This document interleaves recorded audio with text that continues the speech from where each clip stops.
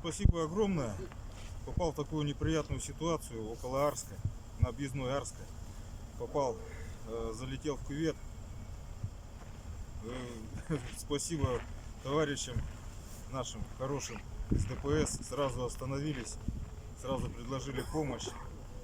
Я здесь ночь отстоял, и они всю ночь они контролировали, чтобы у меня все было в порядке. Потом пол-третьего у меня аккумуляторы сдохли. Я опять им позвонил.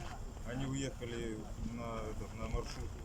Они приехали, привезли лопаты, все это я откопался. Все. В общем, жителям Арска вообще огромный привет. Без принуждения. Приезжали, спросили, что надо, что покушать, что попить, чаю, согреться. Вообще огромное. Редко такое встретишь, очень редко. Все, спасибо огромное.